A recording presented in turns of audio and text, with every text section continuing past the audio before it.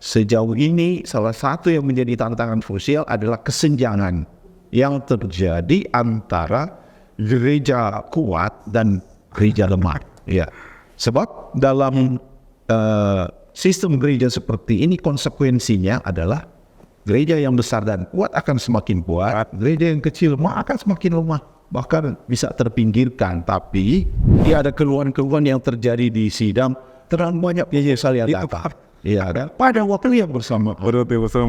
Ada beberapa hal yang memang dikritisi oleh teman-teman di Komisi Remaja. Mungkin salah satunya masalah-masalah di intern kita tentang mutasi gembala gitu Pak Gembala. Kemudian ada masalah misalnya untuk mengatur setiap komisi-komisi itu agar memiliki program yang bisa menopang program pucuk pimpinan Pak Gembala. Kira-kira Pak Gembala melihat permasalahan seperti itu seperti apa Pak?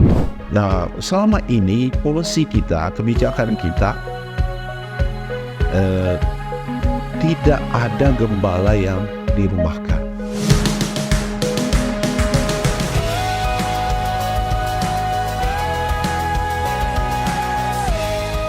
Selamat malam. Selamat malam. Ya. Senang rasanya boleh bertemu dengan Pak Gembala yang belum lama ini kembali dari India ya Pak. Iya. Ada kegiatan sidang raya Dewan Gereja-Gereja Se-Asia.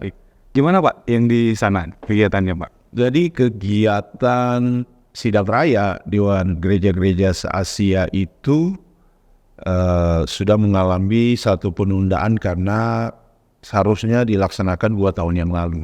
Tetapi karena faktor ada COVID ya, maka digeser waktunya. Ini pelaksanaannya di Kottayam, negara bagian Kerala, India. Di sana gereja-gereja berkumpul untuk menggumuli problematika kehidupan bergereja masa kini, tantangan dinamika zaman, dan sorotan tema yang diangkat dalam sidang raya adalah God renew us in your spirit and restore the creation. Ya Tuhan, baruilah kami dalam roh-Mu dan pulihkanlah ciptaan. Jadi isu-isu tentang global warming, pemanasan global, cuaca-cuaca ekstrim yang tidak menentu sekarang ini sebenarnya juga akibat dari climate change, perubahan iklim ya. Dan kita diingatkan betapa penting untuk kita kembali lagi kepada perintah Tuhan untuk menjaga, memelihara, merawat, dan melestarikan bumi ini. Tapi juga ada komitmen untuk pembaruan secara spiritual dalam menghadapi berbagai tantangan pergumulan zaman. Jadi, masuk berarti bahas juga tentang fenomena-fenomena perang di berbagai negara juga ya Pak Gembala? Iya, memang semua isu publik juga diangkat di sana.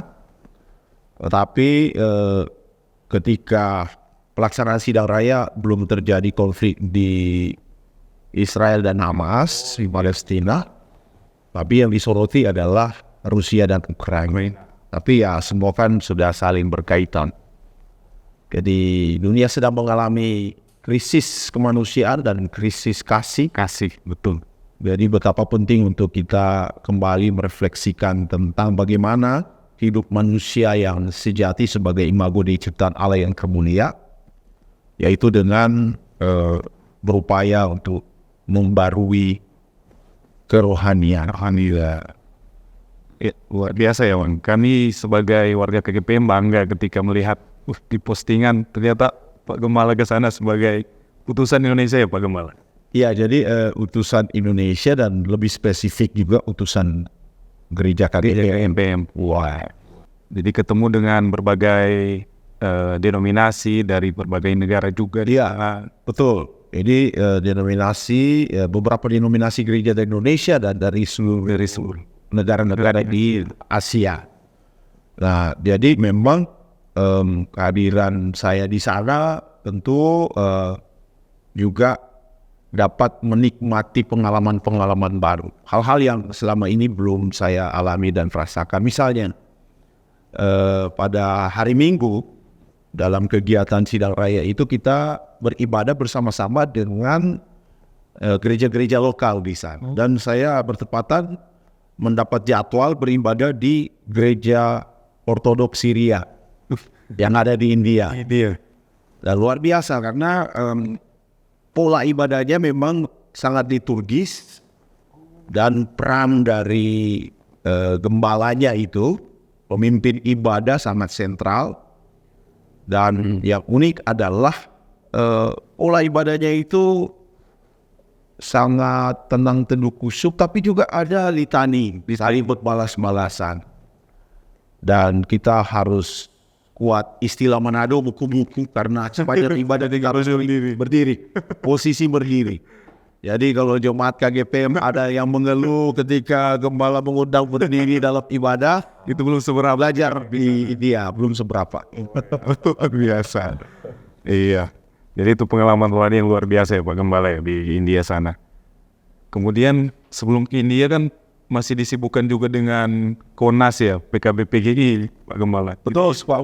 Belum habis capeknya mungkin di sana langsung ke India. Ya, puji Tuhan, pertemuan raya dan konsultasi nasional Forum Komunikasi Piagam Bapak PGI yang diselenggarakan di Sulawesi Utara, di mana KGPM menjadi hostnya, tuan dan nyonya rumahnya, luar biasa ya, berjalan dengan sukses, banyak kesan-kesan positif, baik dalam kegiatan-kegiatan perlombaan, beraneka ragam perlombaan yang kita selenggarakan, baik tingkat lokal maupun tingkat nasional, tapi juga kegiatan Konas itu sendiri ya, mendatangkan narasumber dari pusat, baik dari pemerintah maupun dari kalangan gereja, dan topik-topik yang diangkat sangat relevan dengan pergumulan gereja, bagaimana kita sebagai gereja melihat medan pelayanan yang begitu luas, panggilan untuk menghadirkan shalom dalam kehidupan berbangsa, tapi juga panggilan untuk bersama-sama menjaga ketahanan pangan, kedaulatan pangan, di mana gereja harus berperan di dalamnya. Kita juga diingatkan bagaimana memberdayakan potensi ekonomi warga gereja dan berbagai fungsi peran strategis Piagam Bapa dan warga gereja dalam menyikapi berbagai pergumulan yang terjadi di negeri. Oh, kira-kira menurut Pak Gembala, nanti perjalanan KGPM ini apakah memang sudah di track yang benar untuk saat ini Pak Gembala? Atau memang ada perlu hal-hal yang perlu kita evaluasi lagi, kita introspeksi dari pelayanan-pelayanan yang sudah kita laksanakan sampai saat ini Pak Gembala? Memang kita ada di tengah-tengah dunia yang sangat cepat berubah. Ya, akselerasi perubahan itu tidak dapat dibendung, dan kita gereja ya jangan sampai istilahnya ketinggalan zaman ya. Gereja justru harus berada di depan sejarah untuk membimbing sejarah ini, betul, sesuai dengan rancangan keselamatan Tuhan. Nah, jadi memang perlu banyak pembenahan. Nah, jadi kita perlu banyak penguatan institusional kelembagaan gereja, tapi juga pemberdayaan dan penguatan resources, sumber daya yang menopang pelayanan dan penata layanan, dan penguatan SDM pelayanan dan warga gereja KGPM. Nah, antara lain kita sudah berupaya mulai sekarang untuk penerimaan seleksi vikaris, semua metode kita coba aplikasikan. Tesnya itu bukan hanya tes tertulis, tapi juga ada tes interview, bahkan ada psikotes. Psikotes juga ya? Ya, sudah mulai kita aplikasikan. Dan dalam masa-masa pembekalan, jadi mereka tidak langsung ditempatkan di sidang, mereka istilahnya dikarantina lagi, digembleng lagi selama 6 bulan sekarang ini. Bahkan kita berpikir ke depan, yang hanya 6 bulan, bisa saja 1 tahun pembinaan sebelum terjun dalam pelayanan. Dan salah satu program terobosan yang kita lakukan adalah membangun kemitraan dengan gereja di Australia, United Church of Australia, dan meminta pengajar-pengajar bahasa Inggris natif membekali menghadapi tantangan global supaya mereka tidak terkejut lagi ya, tidak culture of shock of culture ketika menghadapi tuntutan zaman ketika mau interaksi mungkin juga dengan aksi ya sesama gereja yang mungkin ya dari segi budaya, bahasa agak berbeda dengan kita. Wah. Ya karena kita memang kan semua kan sekarang sudah di era globalisasi, dari dunia luar datang ke sini, kita juga sewaktu-waktu akan ke sana. Iya. Ya. Nah, sangat dibutuhkan keterampilan seperti salah satunya bahasa internasional. Jadi apakah itu termasuk tantangan menurut Pak Gembala, tantangan utama kita dari dalam? Iya, satu bagaimana kita membekali SDM tenaga pelayan khususnya calon gembala agar mereka memiliki kualifikasi yang mumpuni untuk menjawab kebutuhan masa kini, tapi juga kita memberdayakan potensi-potensi warga gereja kita, sama seperti remaja ini kan, dengan berbagai talenta, ya karunia, skill yang Tuhan percayakan. Sebenarnya ini merupakan katakanlah anugerah Tuhan bagi KGPM untuk dikelola dalam rangka bagaimana menjadi saluran berkat, sarana berkat memajukan gereja. Wah, keren. Ya. Betul Pak Gembala. Lalu juga memang kita berhadapan dengan misalnya organisasi gereja ini, kita kan menganut satu sistem paham kongregasional. Ya, jadi memang sejauh ini salah satu yang menjadi tantangan krusial adalah kesenjangan yang terjadi antara gereja kuat dan gereja lemah. Ya, sebab dalam sistem gereja seperti ini konsekuensinya adalah gereja yang besar dan kuat akan semakin kuat, gereja yang kecil akan semakin lemah, bahkan bisa terpinggirkan. Tapi kita tentu tidak akan tutup mata melihat ini. Bagaimana kita membangun upaya topang menopang lintas sidang, kemitraan internal KGPM, sidang kuat menopang sidang yang lain. Nah, jadi itu yang sedang kita dorong. Memang inovasi-inovasi pelayanan seperti itu yang memang dibutuhkan oleh KGPM untuk menjawab tantangan zaman sekarang ini, Pak Gembala. Jadi saya mewakili mungkin teman-teman di Komisi Remaja ya, melihat beberapa perkembangan yang luar biasa di KGPM semenjak kepemimpinan Pak Gembala Franky Londa sebagai Ketua Umum. Namun di sisi lain ada beberapa hal yang memang dikritisi oleh teman-teman di Komisi Remaja. Mungkin salah satunya masalah-masalah di intern kita tentang mutasi gembala gitu Pak Gembala. Kemudian ada masalah misalnya untuk mengatur setiap komisi-komisi itu agar memiliki program yang bisa menopang program pucuk pimpinan, Pak Gembala. Kira-kira Pak Gembala melihat permasalahan seperti itu seperti apa, Pak? Baik, jadi memang ya dinamika internal kita juga berjalan secara paralel dengan dinamika eksternal ya di tengah-tengah kehidupan masyarakat dan kehidupan dunia. Nah, jadi untuk mengatasi dinamika internal ada banyak metode sebenarnya yang harus kita aplikasikan. Khususnya misalnya kalau berbicara tentang mutasi gembala. Nah, selama ini polisi kita, kebijakan kita tidak ada gembala yang dirumahkan. Oh iya, ini jadi isu juga ya. Iya. Dari kita KGPM. Bagaimana caranya proses mutasi ini berjalan dengan normal, secara normatif, tapi juga terbangun satu kesadaran kolektif lintas sidang, bahkan di antara sama gembala. Betul. Sebab selama ini memang ada kecenderungan, mungkin karena perubahan zaman, orientasi gembala bisa bergeser.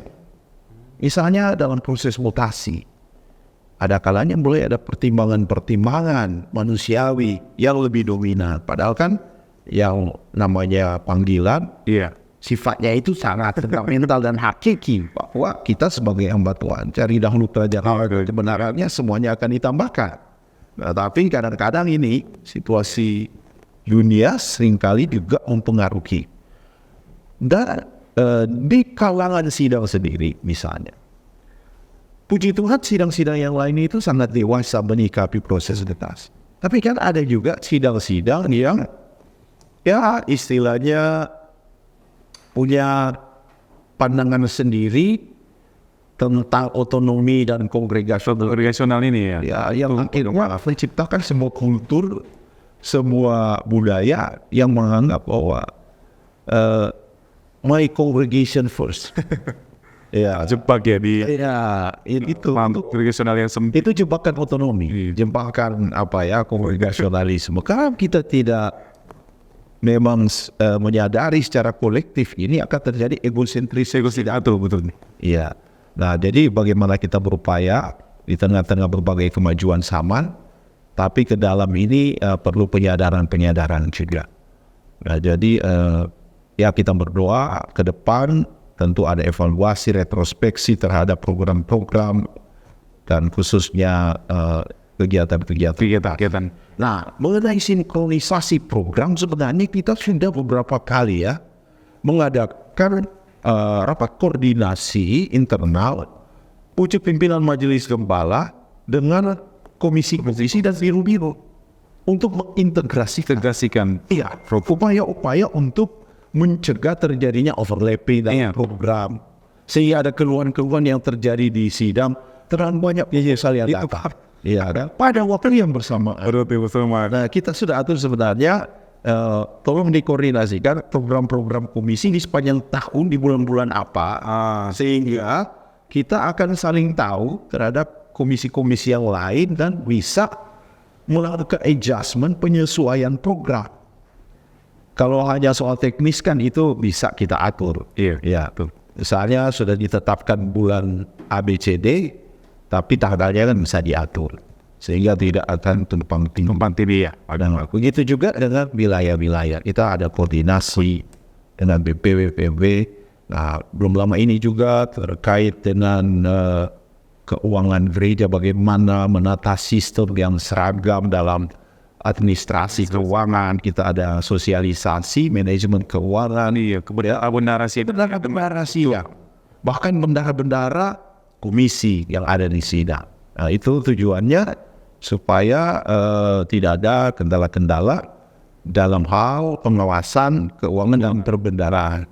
Dan kita bekerja sama dengan BPPG, Badan Pengawas Perbendaharaan Gereja, pucuk pimpinan, menyusun materinya, bahkan mensosialisasikan, mencematkan, ya. Dan kita berupaya untuk memfasilitasi tanpa membebani jemaat utusan, ya, dalam kegiatan-kegiatan ini. Luar biasa. Jadi pandangan-pandangan Pak Gembala tentang perkembangan KGPM ini memang luar biasa.